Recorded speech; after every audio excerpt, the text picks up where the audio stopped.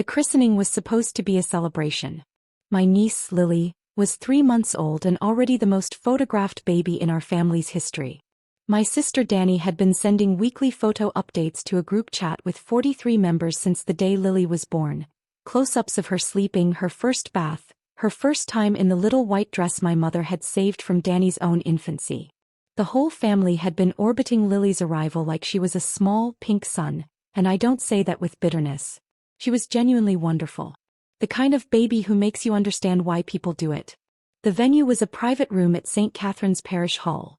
White tablecloths, pastel balloons, a tiered cake with a fondant cross on top. My sister had planned every detail with the precision of someone who had been rehearsing motherhood her entire life. 45 guests filled the space.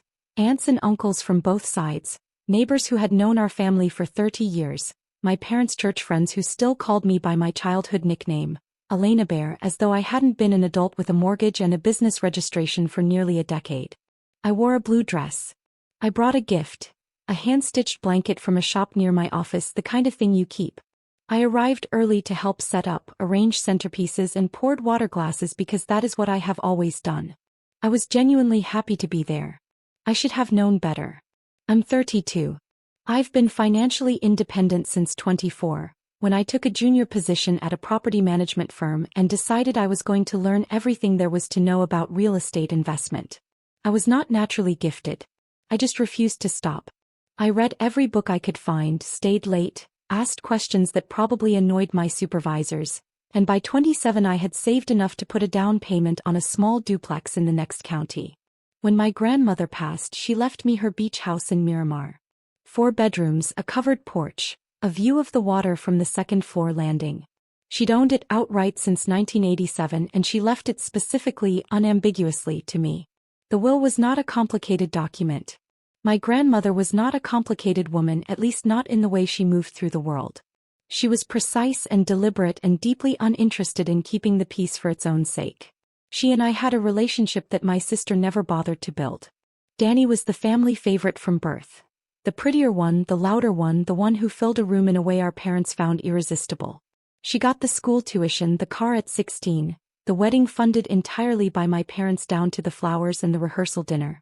She got standing ovations for ordinary accomplishments. She was told she was extraordinary so many times that she eventually stopped questioning it.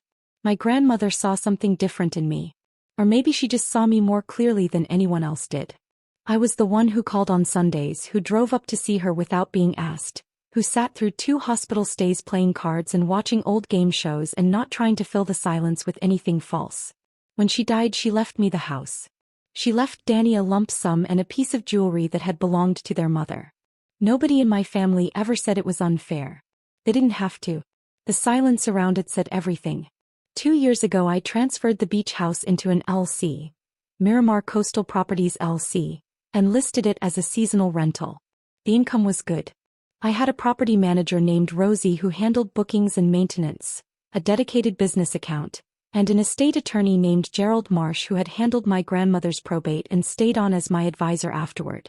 Gerald was methodical and soft-spoken with a memory like a fireproof filing cabinet. He did not waste words. I had texted Gerald that morning before the christening. Not because I had specific intelligence. Just because something in my stomach had been unsettled since Thursday night, when my mother called to ask very casually whether I had thought about Dani's situation.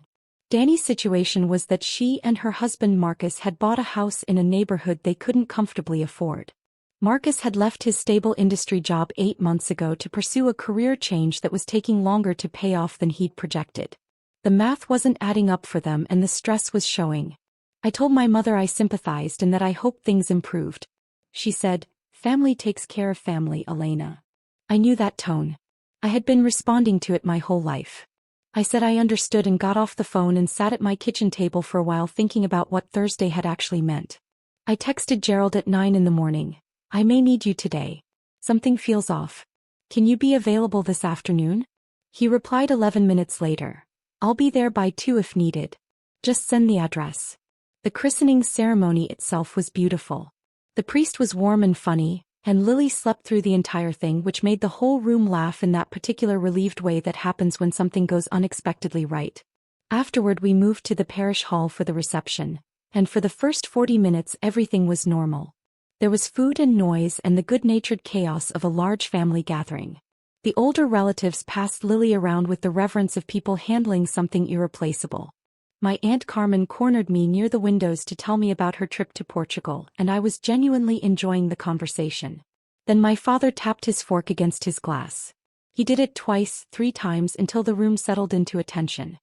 He had the kind of presence that rooms responded to, broad-shouldered, silver-haired, the practiced ease of a man who had led church committees for 20 years. People smiled before he even started speaking. He talked about legacy. He talked about what it meant to be a family, not just a name but an action. He talked about Dani's new chapter. Motherhood, building something lasting, the way a family should rally around its youngest members when life got hard. He smiled the whole time, that wide pastoral smile he deployed at fundraisers and funerals and every occasion that required him to perform generosity. Then he said it. Elena will be signing the Miramar Beach house over to Dani and Marcus by Sunday. It's the right thing and we're grateful she's choosing family. 45 people heard it. Several of them nodded with the automatic approval of people who trust the frame they've been handed. Someone near the back started a small, premature ripple of applause that collapsed when they noticed I hadn't moved, hadn't smiled, hadn't performed the gratitude that the moment was scripted to require. Dani was already crying, that soft, overcome kind of crying that photographs beautifully. Marcus was on his feet shaking my father's hand. My mother was looking at me from across the room with the expression I had seen my entire life, the one that said "Don't you dare." I set my glass down on the windowsill. Very carefully. Very deliberately. No, I said. One word. Not loud. Not theatrical. Just placed into the room with enough weight that people heard it clearly. My father's smile went uncertain. Elena, this isn't the place. You made it the place, I said. In front of 45 people, you announced a transfer of my property as though it was already decided. So I'm telling you in front of the same 45 people that it isn't. My mother covered the distance between us faster than I expected. She was holding the folded christening program, cream cardstock with Lily's name and birth date printed in soft gold letters, and she threw it at me. It caught me at the collarbone and fell to the floor between us. Selfish, she said. Her voice was low but the room was quiet enough that it carried. You have always been selfish. Your sister has a baby. She has a family. She is struggling and you are sitting on a vacation property collecting rent checks and you cannot find it in yourself to do one thing for the people who raised you. I looked at her for a moment. I thought about all the things I could say, the bachelorette trip I'd funded, the car I'd co-signed, the 2 years of grocery runs during the period Dani was in between jobs, the quiet 1,000 here and quiet 1,500 there that had never been mentioned and never been returned and never been called what they actually were. I thought about all of that and I didn't say any of it. I turned toward the door. Gerald Marsh was standing just inside the entrance. He had come directly from his office. Charcoal jacket, dress shirt, reading glasses folded in his breast pocket. He was holding his leather portfolio the way he always held it, flat against his side, unhurried. Gerald, I said. Would you come up, please? He walked through the room without any performance of it, no apology for the interruption, no acknowledgement of the tension. People moved aside instinctively. There was something about Gerald's bearing, the absolute absence of self-consciousness, that read as authoritative before he'd said a single word. He stopped beside me, put on his glasses and opened the portfolio. My name is Gerald Marsh. I'm an estate attorney. I handled the probate of Rosa Vasquez's estate approximately 4 years ago and have continued to advise her granddaughter Elena since that time. He didn't look up. He found the page he wanted and began reading. He read the relevant clauses of my grandmother's will, the sections that named me as sole beneficiary of the Miramar property, the language specifying that the bequest was a direct and personal gift not subject to redistribution or contest, the date, the witness signatures, the notarization. He read it the way he read everything, without drama, without emphasis, just the words themselves doing whatever work they were capable of doing. Then he turned to the next tab section. The property was transferred into a single-member LLC, Miramar Coastal Properties LLC, on March 14th of last year. Elena is the sole member and registered agent. Under Florida law, the property is now a business asset held by the LLC, not a personal asset that can be informally signed over. Any transfer would require LLC dissolution proceedings, would trigger capital gains assessment, lender notification obligations and a full title review. It cannot be completed by Sunday. It cannot be completed by any informal family deadline. It is not within the authority of any family member other than Elena to initiate that process, and it would require Elena's willing legal participation at every stage. He looked up then just briefly at my father. The transfer announced today is not legally possible in the manner described. The property was a documented gift from Elena's grandmother to Elena, and her grandmother's intentions were explicit, witnessed and filed with the county. I have copies available if anyone would like to review them. He closed the portfolio. No one asked for copies. The room was completely, comprehensively silent. Not the polite silence of people being respectful. The airless silence of a room in which something has just collapsed. My father was still standing at the front of the room, one hand resting on the back of a chair, his expression cycling through things I had never seen on his face before. My mother was sitting down. The christening program was still on the floor between us and neither of us moved to pick it up. Dani had not moved from her seat. Marcus had quietly let go of my father's hand sometime during the reading and was studying the tablecloth with great concentration. My Aunt Carmen said from somewhere across the room in a voice that was quiet but carried, "Good for you, sweetheart." A few people near her nodded. Most people looked at their plates. The reception continued. That was the strange part. It didn't end, it just deflated and rearranged itself into something smaller and more careful. People returned to their food and their side conversations, but the register had changed. A few of my parents' church friends left within the next 20 minutes, offering thin excuses about early evenings. The premature applause from earlier felt like something from a different afternoon entirely. I held Lily before I left. Dani handed her to me without speaking, and I carried my niece to the windows and stood there for a few minutes while she slept in that absolute surrendered way that newborns sleep, like trust is their natural state. She smelled like powder and warmth and something indefinably new. She had done nothing wrong. She would grow up without any memory of what had happened in this room on the day of her christening, and I was genuinely glad for that. She deserved to have today be only a party, only a celebration, only the beginning of her life being welcomed. I kissed her forehead. I handed her back to Dani.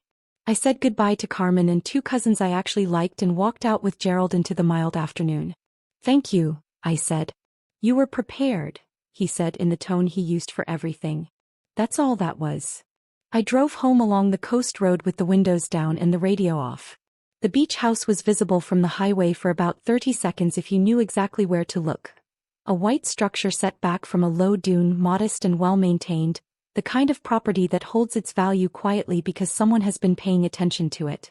My grandmother bought it with her own money, maintained it with her own hands and made a deliberate choice about who to leave it to. I had honored that.